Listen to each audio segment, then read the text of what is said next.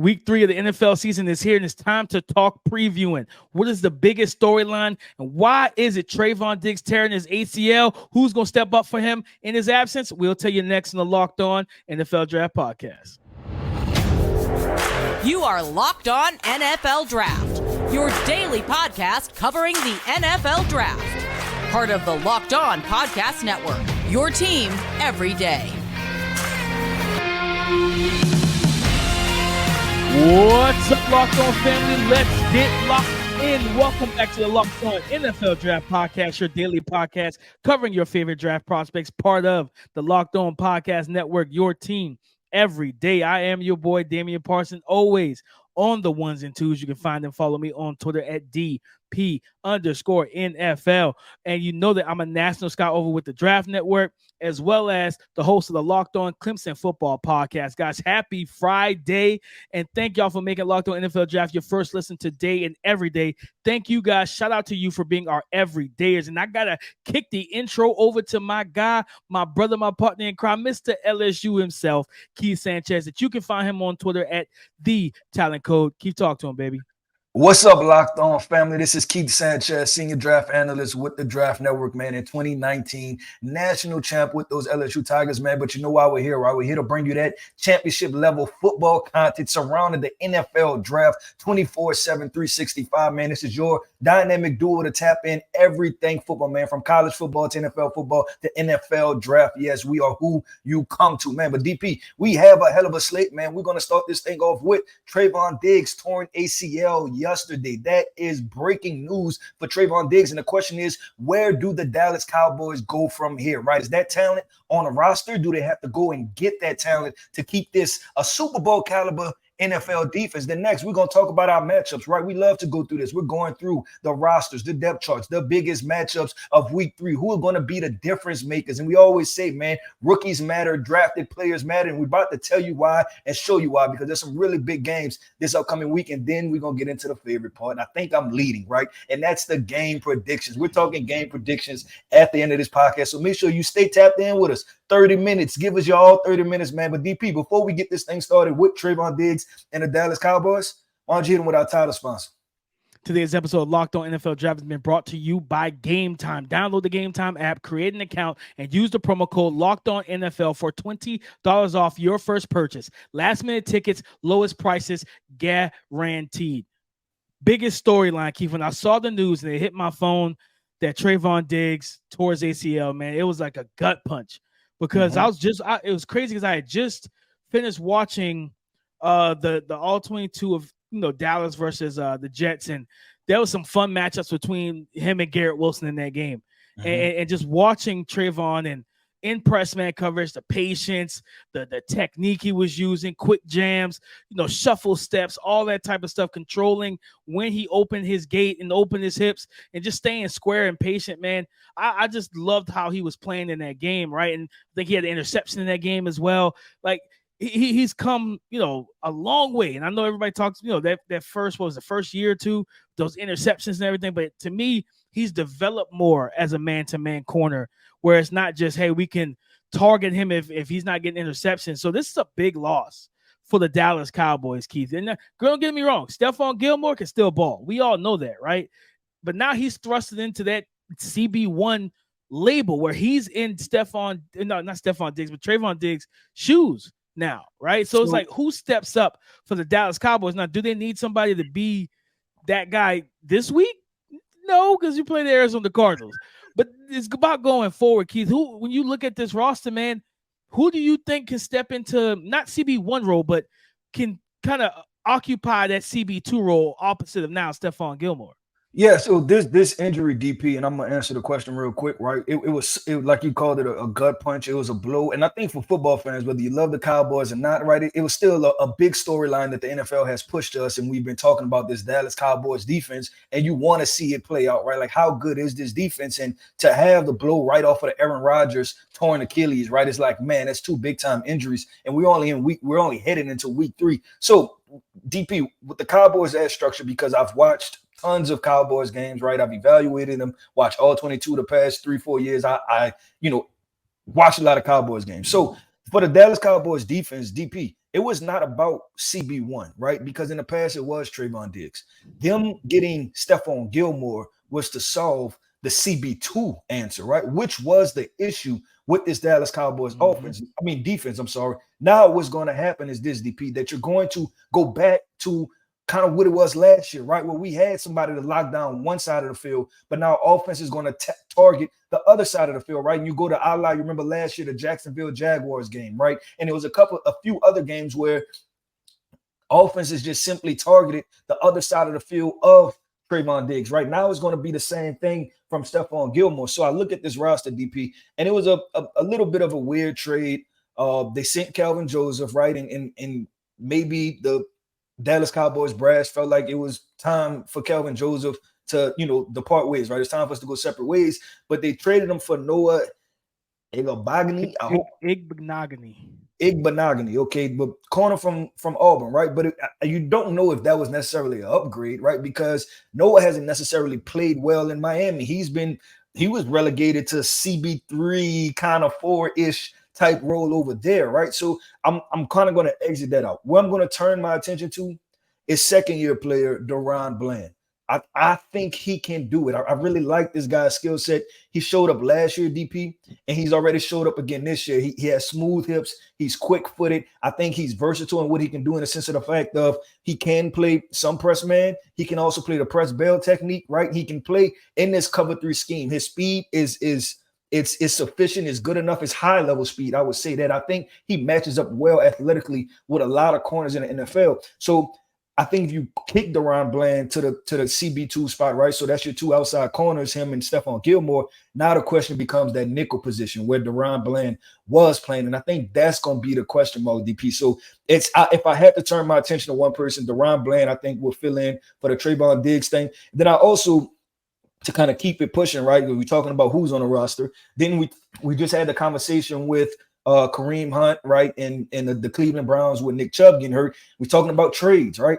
But cornerbacks are such coveted positions, right? They're so coveted that how do you want to go about this? What are you going to have to trade for? Because other teams are going to want to keep their corners, right? Because we talk about the 11 personnel you get so many times we're playing nickel, right? Where it's 5 defensive backs and 3 corners and 2 safeties, right?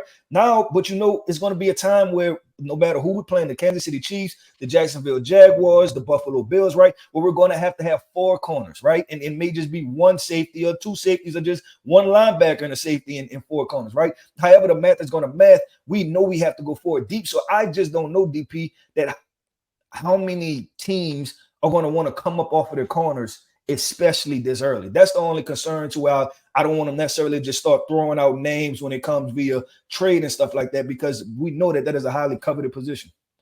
No, right. That's a premium position, right? Cornerback is a premium position, and it's a position that we always hear every year for the draft. You can never have too many corners, right? And it's stuff like this. Yeah, and not to cut you off, DP, but we've seen it the past 2 years, right? That we say, oh, this is a talented cornerback class. And instead of teams waiting to draft corners, they fly off the board in the first 2 rounds. You get 10, 12, 14, 15 corners in the first 2 rounds. Nobody says like, okay, well, let me wait on the corners. It's the exact opposite. Right. It's like, let's go get them, right? So I just wanted to make that point real quick, DP. You could continue. No, and I think Keith, I like that you talked about DaRon Bland, how you structured that. It's not about CB1. It's about CB2 because that's always been their Achilles heel in that secondary, right? It's like, okay, Trevon Diggs is not only can he cover, he's got the ball skills of a wide receiver. Yes, so I don't want to target him too much because he not only will he take it away, he will return it for a touchdown as well. So, okay, who's on the opposite side? And that was typically the guy that they targeted. And you bring up, DaRon Bland sliding into the second outside spot opposite Stephon Gilmore, who goes into the nickel. I got a guy that I'm cool with, man, and a guy that I really think could, especially the way team defenses kind of play now. When you play that 3 safety, look, Israel Mukuamu, the 6'4", 200-pound cornerback out of South Carolina who is kind of a hybrid, a corner safety hybrid. He played some strong last year. He played free. I think the Washington Commander game, he played a lot in the slot. And when you look at it just from a PFF standpoint, getting those numbers, he had 62 snaps in the box as a box defender. He had 43 at free safety, 32 at the slot position, right? So you think about those type of things. It's like, man, if I can get this young man and bring him into this lineup with his height, his arm length, and wingspan, he can be physical and everything, but he's got some good patience and movement ability for a tall, high hip type of defensive back. I think that could give them some flexibility, especially if you face a team that has big body receivers and stuff that they like to throw in the nickel or throw into the slot position or whatnot. Ismail Kwamu can step into that spot, especially if you're not comfortable with Noah Igbenogany right now. Yeah, I agree. And the last person I want to throw out is cornerback Jordan Lewis, who I thought was a solid player when he came out of college at Michigan. Now, like I said, having watched plenty of Cowboys games, his play has been up and down, but not up and down from good to bad. But I think it's went from good to average, right? And so that's what you want to see. But man, it's unfortunate, like I said, and that has nothing to do with being a Cowboys fan. But if you were a fan of football, that was an injury you didn't want to see happen, right? Because these storylines that the NFL pushes to us and, that we absorb and we want to roll with, we want to see this thing play out where all teams are fully healthy. They all go to war at the same exact time with all 53 healthy, 53-man healthy rosters. But DP, it's week 3, man. It's week 3. And we're talking about the matchups to watch for. Like we said, man, this is who you come to for all of the information that revolves football, right? We're talking NFL draft, college football, NFL football, man. We're going to talk about the biggest matchups, and some are going to involve these rookies, right? These rookies, who are they going to be matched up with? Because if we've seen earlier that these rookies are making impact. So coming up next, man, we're talking about the biggest matchups heading into week 3. Guys, trying to buy tickets at the last minute for your favorite events can be stressful. You don't want it to be, but it will be. Why? Because you're trying to compete with other buyers. You're trying to find deals at the best price at the last minute, as well as trying to avoid being scammed. But let me tell you. So listen here. Game Time, let me introduce you. It is the fast and easy way to buy all the tickets for your sports, music, comedy, and theater events near you. They have flash deals and last-minute tickets. The tickets are easy to find and buy for every kind of event, and they have images of the seat view so you know what you're getting into. If you are a Carolina Panthers fan or a Seahawks fan and you want to go to the game this Sunday, they have tickets as low as $81 right now. So snag your tickets without the stress with Game Time. Download the Game Time app, create an account, and use the promo code Locked On NFL for $20 off your first purchase. That's Game Time app, create an account, and use the promo code Locked On for $20 off your first purchase. When I think about impact matchups, Keith, I look at that Buffalo Bills Washington Commanders game, and you think about Tre'Davious White, their star corner, and one of the best receivers in the NFL, Terry McLaurin, scary Terry McLaurin for the Washington Commanders, and having a quarterback now that can push the ball down the field to him. It's Sam Howell. That is a matchup that I'm going to have my eyes on, man, to see who wins, because that's a matchup that can dictate who wins this game. If Terry McLaurin is held under wraps, so I'm under 80 yards, into 70 yards, and Tre'Davious White keeps him out of the end zone, and Sam Howell is not having a successful day targeting his number one elite level wide receiver, it could change and sway the momentum of that game, right? Tre'Davious White can play press man. He's an LSU guy. He can play press man. You talk about press bail. He can sit off and play off coverage and play soft coverage. He could do a lot of different things, right? And it's going to be interesting to see how Sean McDermott, the head coach, the defensive-minded head coach for the Bills, how they handle this matchup in general. Do they play physical press man? Because one thing I think is in the favor of Terry McLaurin. If it becomes a foot race, Keith, where they're hip to hip, what's the phrase? If he's even, he's leaving. I think McLaurin has the speed advantage over Tre'Davious White. So that's a matchup I'm really looking forward to seeing. Well, DP, I'm going to take one step down the roster, right? And not talk about wide receiver 1 for the Commanders. I'm going to talk about wide receiver 2 and Jahan Dotson, right? Extremely talented guy who I think is it's unfortunate that he was part of an organization where the off the field stuff, right, overrode the on the field stuff, because this is like he hasn't emerged yet in the media's eyes as far as in the same conversation with Garrett Wilson and Chris Olave. But I believe he's that type of talent, right? And so when I look up matchups, right, I think Tre'Davious White and Terry McLaurin are going to be locked. But the question is, DP, who's going to cover Jahan Dotson, right? Who's going to be that CB2 to cover Jahan Dotson? And the Buffalo Bills, their cornerback situation, I would just say this from the outside looking in, and I'm not going to pretend to act like any specialist, right? But from the outside looking in, it's just a little bit weird. I think that's the biggest way I could put it, right? Because they drafted Kaiir Elam, and then, last year, who did they have? I know they had, it was Dane Jackson, and then now, Christian Benford is the starting corner. And I'm not saying that any of those guys are not playing great, but it's just hasn't been the smoothest thing, right? It's been weird in the usage of him, and Kaiir Elam is I think third, on the depth chart as far as the cornerback. So I'm looking for that matchup. And then DP, I'm going to flip sides, right? Because I want to continue to talk about a couple of these young guys. Emmanuel Forbes versus Trevon Diggs. That one is going to be so fun. I just want to get your take on that because Mississippi State was in your region, right? You scouted Emmanuel Forbes the most out of the both of us and everybody at the Draft Network. And then obviously you're extremely familiar with Trevon Diggs. I was about to say Trevon Diggs. How do you see that playing out?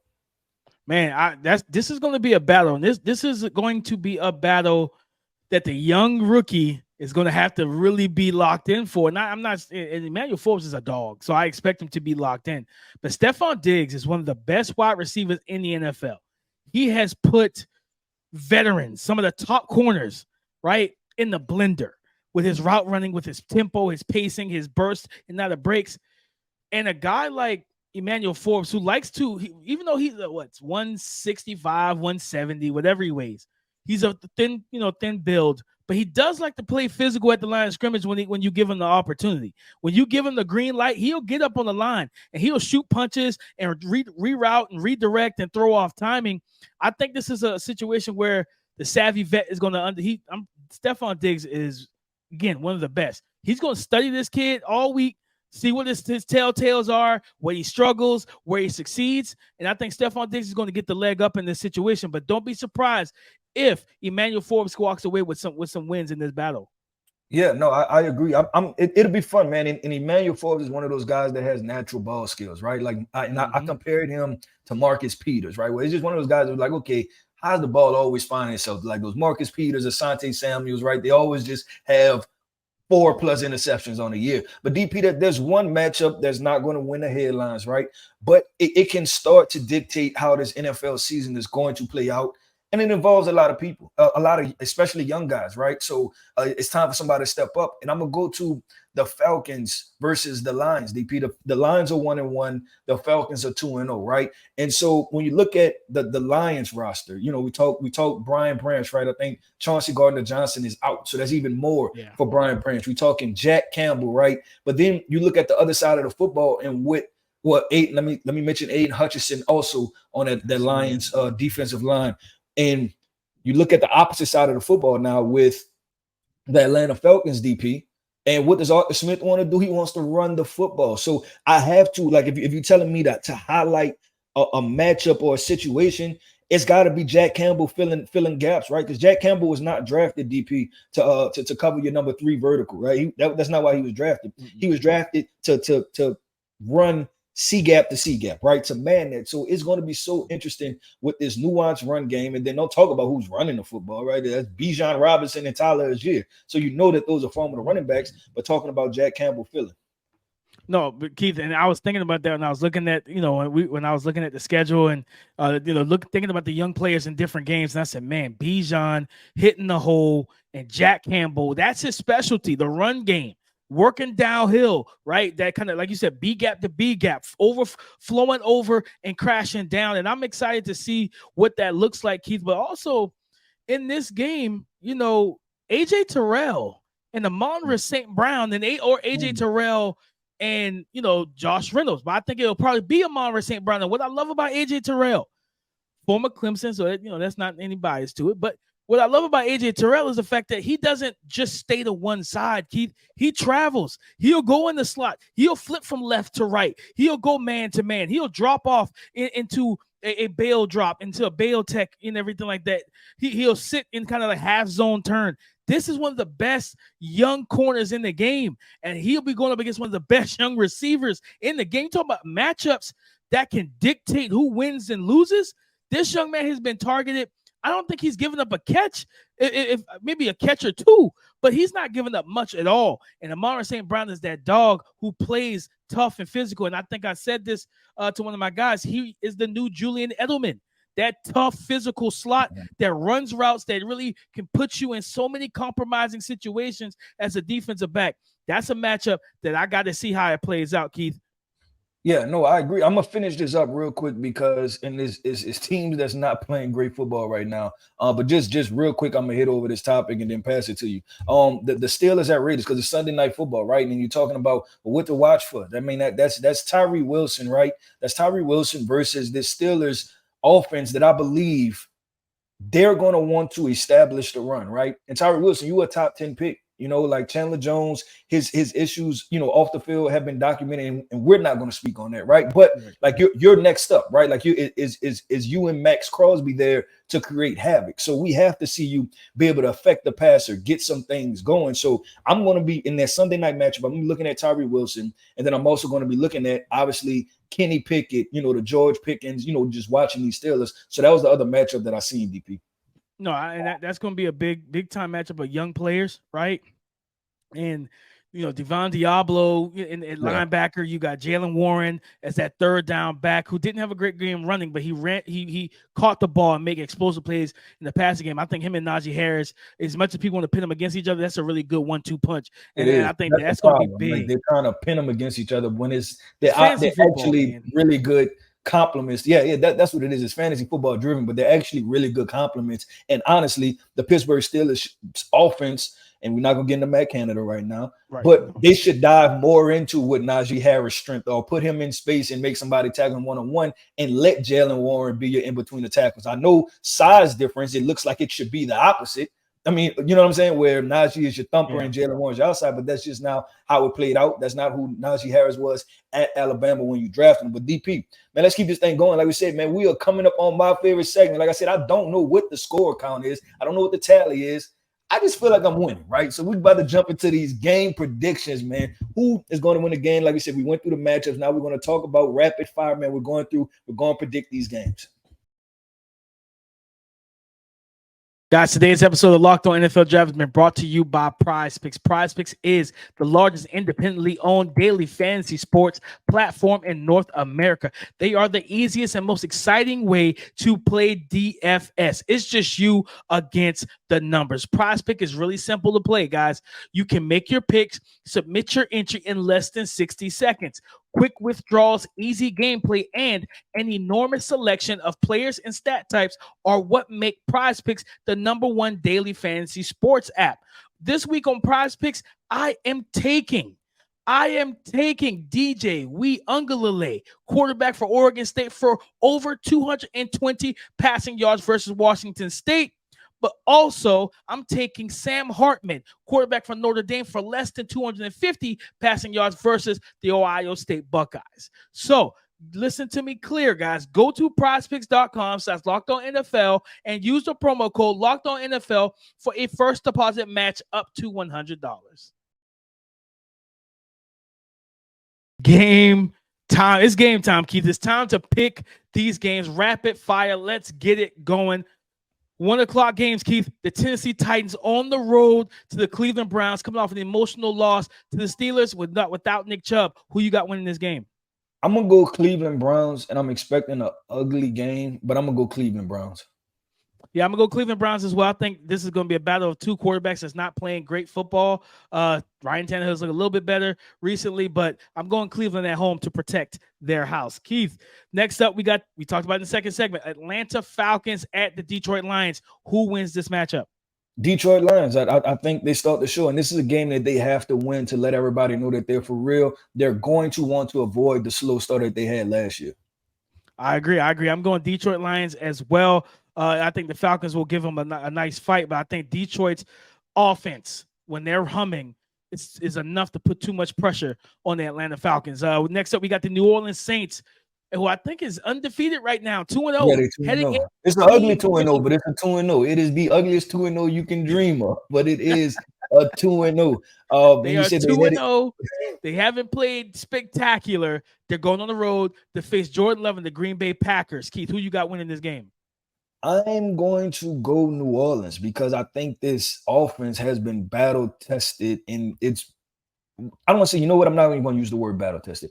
I'm going to say that they've proven that they're a really good defense. And I think that Derek Carr can get some things done. It's just a matter of everything meshing together for the Saints, because when you watch them, you see, Rashid Shaheed, he's explosive. You see Michael Thomas do Michael Thomas stuff. You see Chris Olave, one-handed catches. You're like, okay, so why aren't y'all scoring 30 points, right? So I think that they start to put this thing together. I know it's at Lambeau, but I think I'm gonna definitely roll with New Orleans Saints on this one.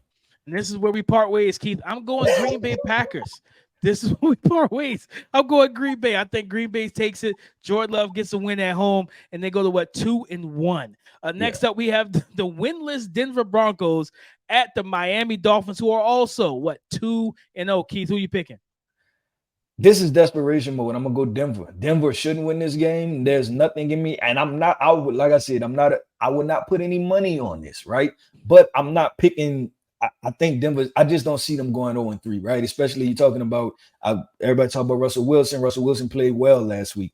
Is that defense going to play that bad again? And then on top of that, Sean Payton, right? Like he is not going to. He didn't leave New Orleans to go to Denver to go 0-3. I'm picking Miami on this one. I think Denver, that offensive line is really, really concerning for me. Just watching guys get beat left and right. And I think that, especially if Jalen Phillips is back, you got Bradley Chubb. They got horses that can get after the quarterback. And Russell Wilson is showing flashes in the first half. We need to see a complete game from him. We haven't seen that in quite a long time. So I'm going to go the Miami Dolphins. Next up, Keith, we have the Los Angeles Chargers, who are 0-2 versus what are they? Are they 0-2 as well, the Minnesota Vikings? I believe so, yeah, because they lost to the Bucks and then they lost to the Eagles. Both 0-2 teams. Keith, who gets their first win this week? The Chargers better win this game. That's all I'm gonna say. The Chargers better win this game. And listen, man, it's just too much talent. And unfortunately, I don't want to say unfortunately, but we haven't seen Quentin Johnston emerge yet, and that's the number 3 wide receiver with Mike Williams and Keenan Allen. So I'm gonna go with the offensive firepower that is the Chargers. The Vikings, let's just be honest, right? And this is no slight directly to draft picks, but you're starting to see some of the draft picks that they had have not emerged. You know what I'm saying? And that's the thing. Jordan Addison, he's gonna put up his numbers. Justin Jefferson, but outside of those two guys, who's gonna carry this team? Yeah, I'm with you. Chargers all the way. They get their first dub and get off the schneid. Get off the schneid, man. Next up, we got the New England Patriots heading into New York versus the Jets and Zach Wilson. Keith, I'm gonna tell you right now, I'm going Patriots. Zach Wilson has not beaten the Patriots yet, so I'm not picking. Yeah, I think they said it's been since 2015, I believe, that the Jets have beat the Patriots. Since 2015, the Jets have been the Patriots. It ain't happening in 2023, at least not this week. Yeah, and I'm going with the Patriots. I'm sorry, the Patriots are 0-2 right now. I just haven't seen anything from Zach Wilson. I haven't seen anything. That's what we're going to get into, DP, because we got to talk about the faith that's in back restored into Nathaniel Hackett and the combination of Zach Wilson. I can't think of a worse combination if you look at the 2022 situation, but for some reason we're hopeful. But we're going to get into that. We're going to save that for another podcast. But I'm not buying in on that. I'm going with the New England Patriots. Yep, Patriots all day. Keith, we got the Buffalo Bills, who are 1-1 going against the 2-0 Washington Commanders. Who are you picking? Can you tell me, do you know which team is home? Washington. I'm going upset, DP. I'm going upset. Sam Howell, I tweeted about it. I'm buying into this Eric Bieniemy situation. The Buffalo Bills are an extremely talented team, and I expect them to be a factor in the AFC for sure. This is not me out on the Buffalo Bills. This is just me putting a couple more chips in on the Washington Commanders. Yeah, I'm going Washington as well, Keith. And you talk about Sam Howell and Eric Bieniemy. I think this defensive line is going to be difficult to run against them. What did I say on Monday? Or it was Tuesday? Yeah, I think it was either Tuesday show. I said, listen, when it comes down to the Buffalo Bills, they could be very scared if they run the ball. I don't think they're going to be able to run the ball against this defensive line, which will allow a rejuvenated Chase Young, Montez Sweat, and all those guys, Deron Payne. I'm going Washington. I think Buffalo will still be able to get back into it as the season goes on, but I'm with you. I'm going Washington. Next up, Keith, we have the Houston Texans, CJ Stroud versus Trevor Lawrence. The Jacksonville Jaguars are home. I'm going Jacksonville, by the way. Yeah, I'm going Jacksonville too, man. You could tell that Houston is on their way, right? But they seem like they're a year away from being a year away. And that's and I don't mean that. Usually that's using a negative connotation, but they're just putting everything together, right? Like they're a year away from being, they're just young, man. They just drafted their franchise quarterback and their defensive leader, Derek Stingley. I believe he's out for a couple of weeks with the injury also. So I'm definitely going with the Jaguars. Next up, we have the Indianapolis Colts heading into Baltimore. It doesn't look like Anthony Richardson is going to be playing because he's still in concussion protocol. Keith, Baltimore. I'm going Baltimore too. We got the Carolina Panthers without Bryce Young. We got two teams missing their top 5 picks at quarterback. Bryce Young's not playing. You got Andy Dalton playing, and this is a team that's just not good. Versus the Seattle Seahawks at home with the 12th man. Give me Seahawks, Keith. Yeah, I'm going Seattle too, man. I'm going Seattle. The receiver situation, I'm going Seattle. Next up, we have Chicago coming off the worst week of their lives, going into Kansas City.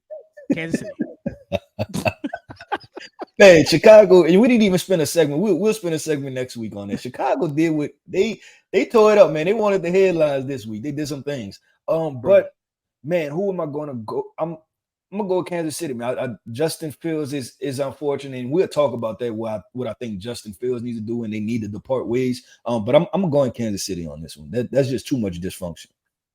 Too much. Next up, Dallas Cowboys heading into Arizona. The Cardinals are tanking. Give me Dallas. Yeah, it's Dallas. Dallas gonna win this game. It's gonna be ball control. They're gonna run a rock. They're gonna do some play action stuff. They're gonna move Dak off the launch point. Yeah, it's gonna be an efficient game for them.